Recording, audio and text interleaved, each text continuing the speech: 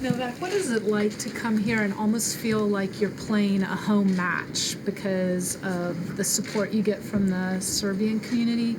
And how much are you able to go out into that community when you're in Melbourne? Well, it's great to be back. Happy New Year to everyone.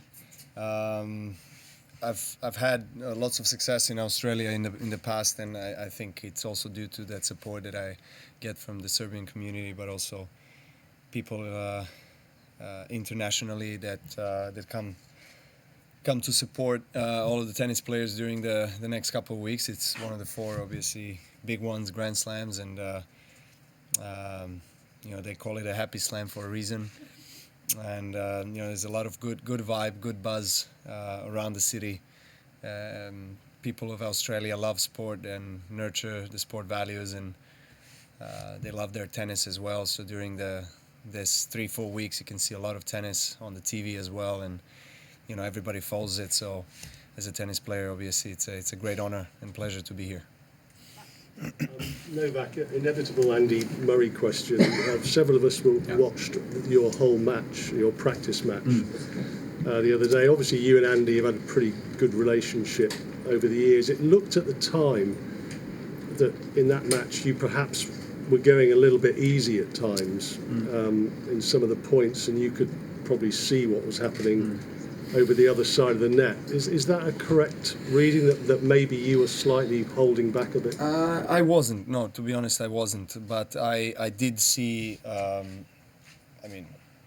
was very obvious for everyone. You saw it, of course. You didn't need to be on the court to notice that he's struggling, that he's not moving as well as he normally does. And we've seen so many years of Andy Murray, being one of the fittest guys on the tour and running around the court, getting always an extra ball back. And I think to that to that extent, we're kind of similar, and our trajectory to the professional tennis world was pretty much similar.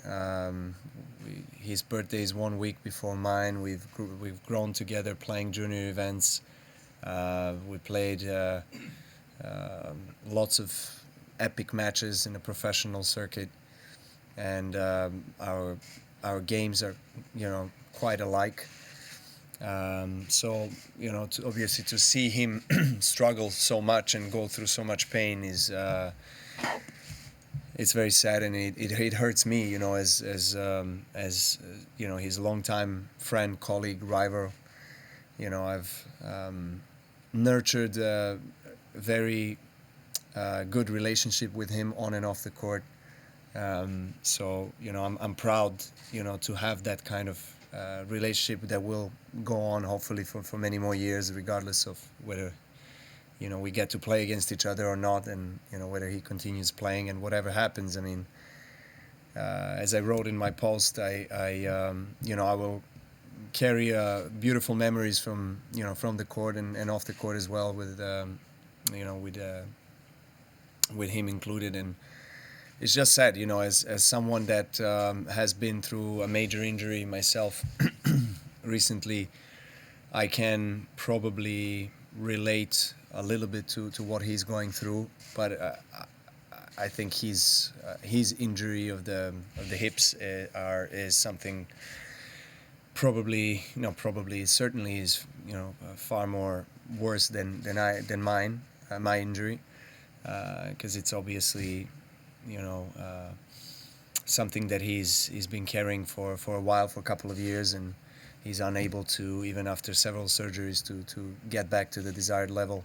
And as an athlete, it's probably the biggest obstacle and enemy that you can have. It's an injury, so that's something that takes away your ability to compete and to play the sport that you love. So it's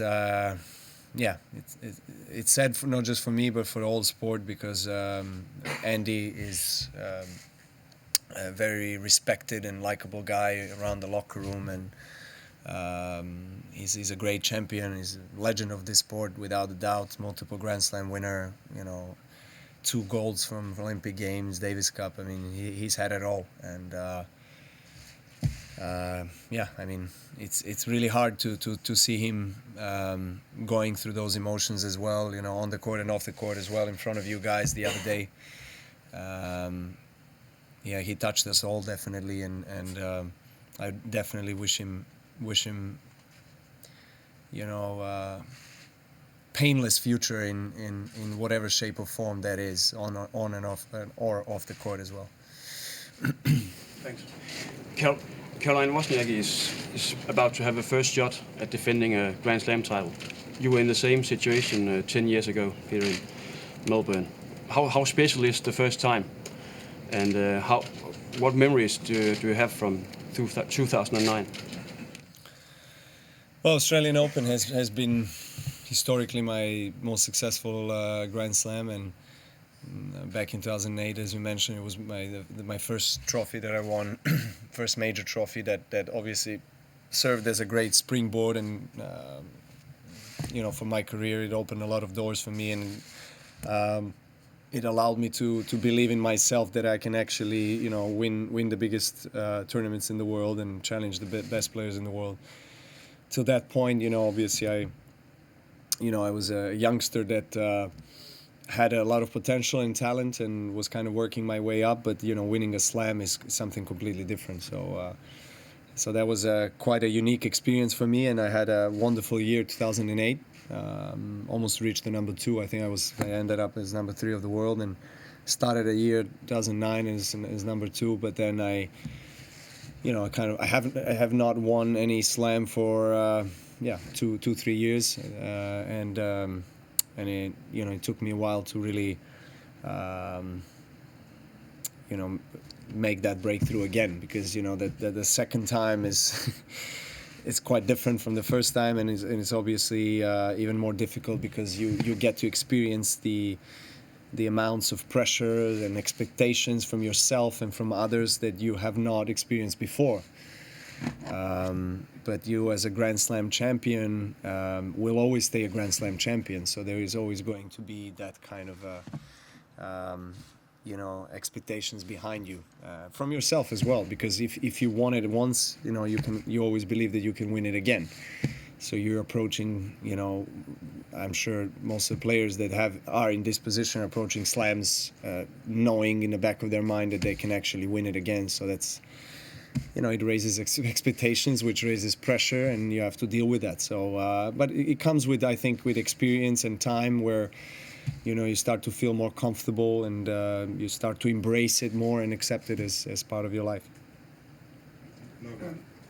Over the past couple of years, Andy has gone from specialist to specialist, trying to figure out who to trust, who's, you know, what his hip is like.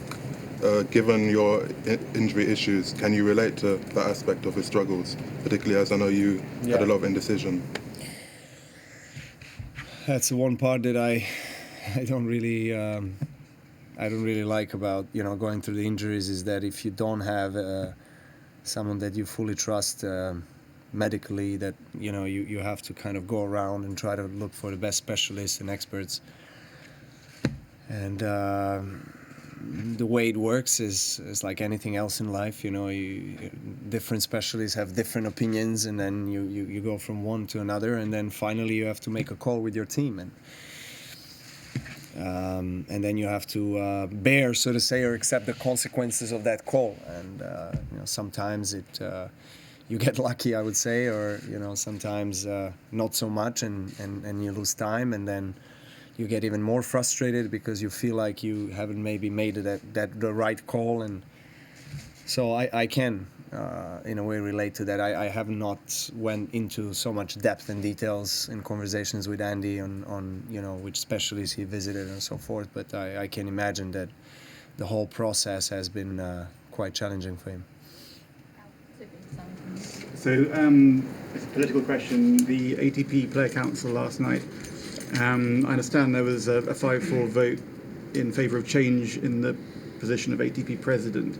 So as chairman, can you tell us why you think there's an appetite for change there? I don't know where you got that information. It is a 5-4, because those informations are completely confidential. So I can't speak about anything that we spoke in that room. Okay, so do you think there's an appetite for change, whatever the numbers were? As I said, the decision hasn't been made on the president. He's still president. He'll remain president till the end of his term. Whether there's a renewal or not, it's going to be decided in the next period.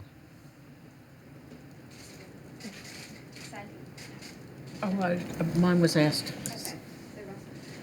Novak, on the prize money debate at Grand Slams, the prize fund has gone up by 14% this year, and it's more than doubled now over the course of the last 6 years. Do you think the players are now getting a big enough slice of the pie? Well, of course, we're satisfied with what has been happening with slams in general, and particularly Australian Open. Not just prize money, but just facilities and all the improvements that we get to see and experience. Big credit and positive impressions go to Craig and everyone from organization who have done a great job. So we continue to talk to Grand Slams, and it's an ongoing discussion. And unfortunately, some people, or maybe some media as well, just comes across this information as it's me as part of the council or some of the top players that are fighting for more money for ourselves, which is not true at all. But and I have to mention that because we are focused on distribution, equal distribution, and we are focused more on the earlier rounds and last rounds of qualifications and first several rounds of Grand Slams, and getting more job opportunities and increasing also the number of tennis players that can live out of this sport. Because one of the things from yesterday's general meetings that was kind of echoing in my ear is that there's this sort of say a conviction or of people generally in sport, including us, that only 100 players can live out of the sport, and then that's something that ATP is definitely, and us as players and part of the council are trying to change, and we're trying to increase the number of players that are able to travel around the world and not just cover expenses and have the full team and have a decent living out of the sport that they play. I think a lot of the attention and the focus is on the top players and how much are the winners of Grand Slams earning, which is a very significant sum of money, absolutely. And last year, the U.S. Open has announced, obviously huge additional money towards the winner's sum. But I think it's important to try to focus more on the earlier rounds and kind of expand that field. Novak, with Andy's announcement the other day, a lot of the outpouring from players who supported him and appreciated him were from the women's side, who'd always seen him as they'd seen him as a uniquely supportive person to their game and to their side, and they felt a level of respect from him that they didn't always feel from most of the men. And I'm curious what you think the men can do in general so that Andy is not seen by them as such a unicorn of unique respect, and it can be a more universal feeling of respect that they get from the men's side. Well, we should be more respectful of each other, and that's it. I think there's not much to say about that. I mean, we are all part of the same boat. We're all part of the same sport, and we should, respect and cherish each other, and because we all contribute to the sport that we love, and we all try to create a platform for all of us to thrive on, and that's something that Andy was doing really well, and publicly, he was very supportive of the women's tennis, and it doesn't surprise me that there is a lot of support from the women's side towards Andy, and for sure we want to see that more.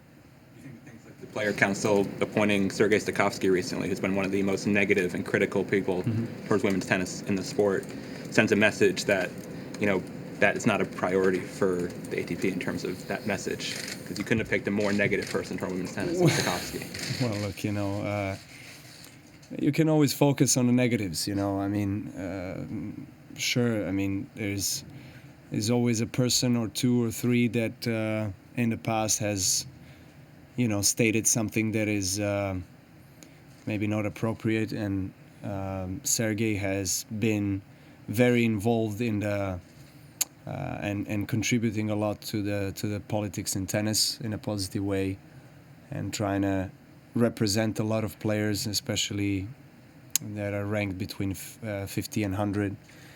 He contributed a lot to the challenger level improvements. So there are a lot of positives about him. Certainly, you pointed out the negative, and I can't say much about that. But he's one of the 10 players in the council. There's a lot of positives to point out as well. On that note, as president of the council, are you comfortable with Justin Gimelstob continuing with his role as an ATP player board representative while he's awaiting trials on charges of assault? I am comfortable as all of the council members, because that's what we decided in our meetings and conference calls that we had in the last couple of months, because on that topic, because obviously that's an ongoing process and trial, and those are all now allegations in the moment. So if he's not proven guilty, he stays innocent, and if he's proven guilty, that's obviously a completely different situation for us, and we have to address it. But for now, he's there, and he's been someone that has always fought for the players' rights and represented players in a great way, and that's highly respected amongst the players. That's for sure, because he's one of the guys that's been longest and on the board, and involved in tennis as a tennis player and coach, and someone that really has a lot of enthusiasm and energy. Obviously, no, I can't say more about his trial, because I don't know, and I'm not eligible, or I'm not in a position to talk about it, and we'll let authorities deal with that, and then we'll see what happens when we hear what's the end line.